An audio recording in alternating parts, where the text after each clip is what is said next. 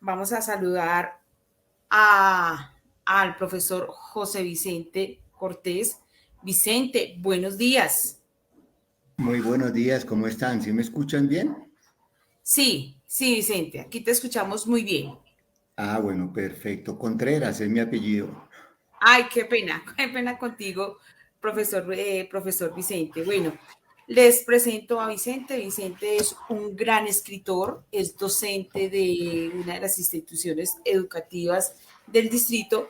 Él es un personaje demasiado importante porque ha escrito diversos libros que no solo nos habla de la contextualización de la sociedad colombiana, sino que también juega un papel muy importante en la parte educativa, entre esos el pensamiento lógico-matemático, entre esos el aprender a leer y a escribir con niños de primaria, con estudiantes de secundaria, y también pues es muy relevante porque él también es docente de universidad, es decir, que él está en todos los ciclos a nivel educativo, Vicente. Entonces, primero quiero que nos cuentes en qué se basan sobre todo tus libros. ¿Cuál es el objetivo de los libros? Bueno, hay como dos grandes campos en los libros. Una parte es la literatura, donde se trata de invitar a los estudiantes a que escriban, a los docentes también a que escriban, y a los estudiantes obviamente a que lean.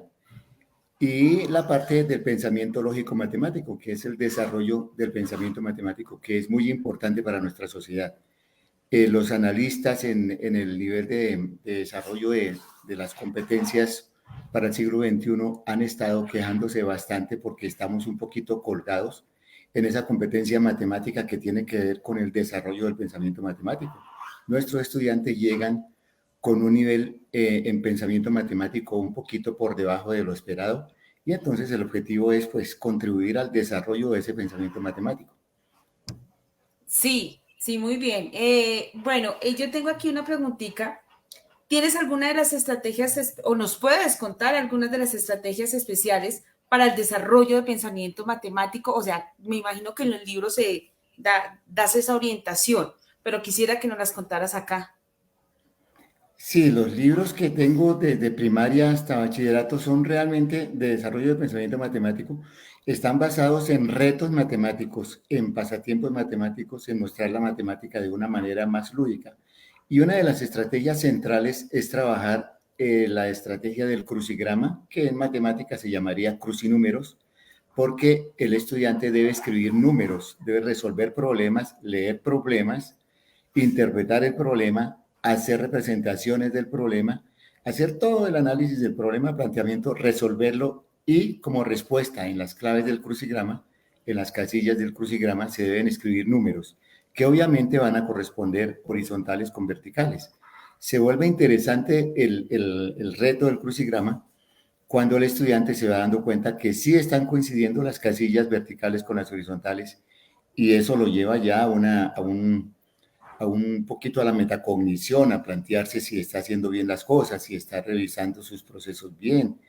Es como la estrategia fundamental, el crucigrama y los retos matemáticos basados en la lúdica de las matemáticas. Qué bueno, Vicente. Claro, y es muy importante, por ejemplo, yo soy una persona que conozco tus libros. Y te Sí, cuento que claro. los utilizo con mis estudiantes en la básica primaria. Muy importante porque también se basa no solamente en llevar unas didácticas rutinarias, ¿no? Sino que son unas didácticas que son motivantes para los estudiantes. Hablamos del juego también, ¿cierto? Entonces Sí, quisiera claro. que me contaras qué te llevó a escribir aparte de la parte académica, la novela Aprendo, Aprende, pon Aprende, pon algo de tu algo parte. de tu parte. Sí, varias cosas me llevaron a escribir esa novela. Una, el interés de los estudiantes, porque los estudiantes siempre le ayudan a uno, uno aprende de ellos muchas cosas. Hay algo que le llama la atención a los estudiantes, es cómo era uno como estudiante. Hoy está uno como profesor, ¿cómo era uno como estudiante? Y a veces te preguntan, pero profesor, tú no molestaste, tú no hiciste tal cosa. Entonces me ponía yo a contar mi experiencia como estudiante.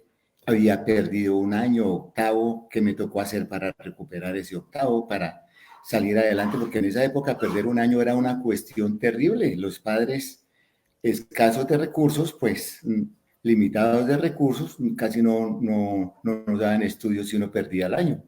Entonces, eso me llevó a contarle a los estudiantes la experiencia, pero dado el interés de los estudiantes, al escuchar, dije, no, pues aquí hay una historia interesante para escribir, y me puse a trabajar la novela en la cual cuento mi experiencia como estudiante, perdí el año, y qué me tocó hacer, qué tuve yo que hacer, asumir el papel de estudiante y empezar a desarrollar estrategias de aprendizaje autónomo, que es lo que nos falta hoy en nuestros jóvenes.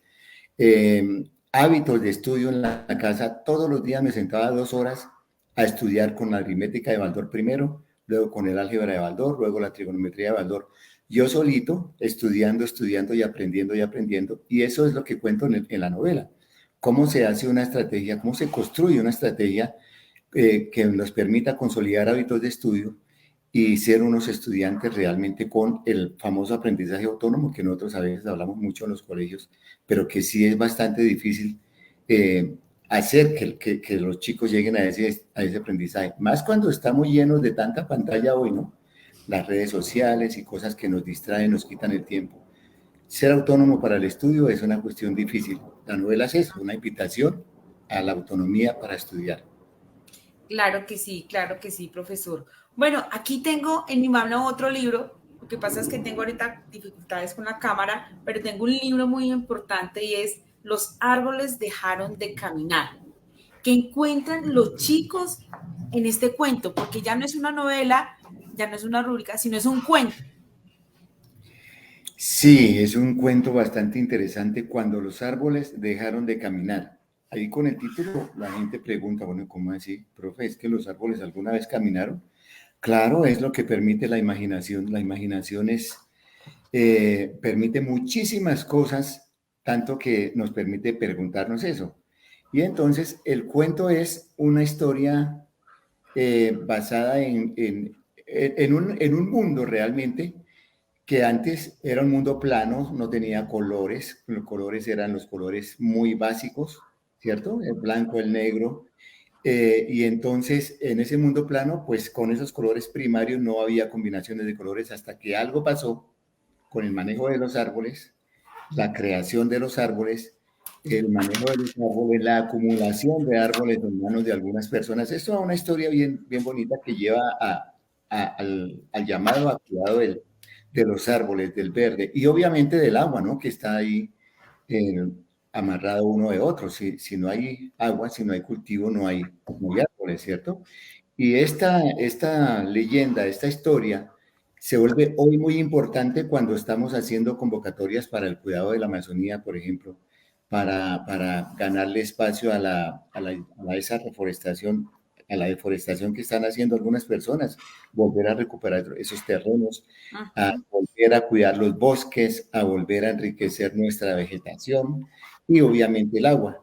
Entonces, esa es la historia que nos permite pensar en cómo sería cuando los árboles dejaron de caminar. Si nosotros no nos ponemos pilas hoy con el cuidado de la Amazonía, vamos a encontrar que los árboles se van a acabar, el verde se va a acabar, la selva se va a acabar, y como se plantea en la contracarátula del libro, vamos a conocer los árboles en los museos, Museo del Árbol, imagínense. Entonces, es un llamado serio, fuerte, para que nos interesemos por el cuidado del medio ambiente. Sí, Vicente. Bueno, por último, quería preguntarte, también conozco algo muy importante que es lo del poema del amor. En este poema quiero saludar a la profesora María Luisa Pulido, que fue una fuente de inspiración también. Sí. Quiero que nos cuente y finalicemos con esto y nos cuentes de qué se trata ese poema, porque las inspiraciones, además que estamos hablando que te inspiras para escribir la parte de la matemática, el español, la novela, los cuentos, los poemas, ¿qué te inspira a hacer eso? ¿Cierto? ¿Y qué recomendaciones das Tenemos 2 minuticos, profesor Vicente, para que nos resuma lo que vas a decir con esta. Bueno, Conjuro de Amor es una invitación a retomar el amor, no es solo para los estudiantes en los hogares. Por ejemplo, ahorita con nuestra pandemia, la pandemia y eso nos dejó un poquito como cuestionándonos los afectos que teníamos en las casas. Y entonces el poemario es precisamente eso, un llamado a retomar, a reconstruir los afectos, siendo uno de estos los afectos del amor, que es el afecto más importante. Entonces, la fuerza del amor es lo que está, la invitación a enamorarse, a decir las cosas, a ver el amor de una manera distinta, ¿cierto? Es lo que nos llevó a escribir este poemario. Claro que es inspirado obviamente en esa experiencia bella del amor juvenil con mi actual esposa, que es la docente María Luisa Pulido. Entonces, eso fue lo que nos llevó a escribir el libro. Aquí hay una propuesta de amor para los chicos que obviamente le hace contraparte a todas esas letras que hoy nos presenta el reggaetón. Yo no concibo, por ejemplo, a un grupo a un estudiante tratando de enamorar a su novia con versos de reggaetón, de ese reggaetón perverso, de ese reggaetón que no nos dice nada, ¿cierto? Sino es más bien al contrario la invitación a enamorarnos escribiendo, leyendo poesía, dedicando canciones de amor, dedicando muchas letras de canciones que hay con contenido de amor. Eso es. Bueno, Vicente, bueno, te agradecemos. Quisiera invitarte en los otros programas para que estés con nosotros. Y bueno, y bienvenido a Renovación Magisterial. Muchísimas gracias por tu entrevista. Sé que tu tiempo es demasiado limitado. Y bueno, estaremos en los próximos programas aquí en este conversatorio tan importante. Para finalizar, Claro. ¿en dónde encontramos tus libros? Los libros se pueden escribir, se pueden encontrar en el correo jbcontrerasj@gmail.com o jbcontrerasj@gmail.com. Se pueden escribir allí y yo con mucho gusto les hago llegar los libros a donde sea. Ya hemos hecho varias ventas de libros así. En la Feria del Libro periódicamente estamos también. Y en el colegio estamos desarrollando también, basado en estos trabajos, un discurso del cual estamos haciendo un pequeño proyecto sobre la pedagogía de los afectos, que está relacionado con el libro Conjuro de Amor, con la novela y Cuando los árboles dejaron de caminar, el cuento, porque todo eso motiva y estimula los afectos hacia nosotros mismos, hacia las demás personas y hacia el planeta.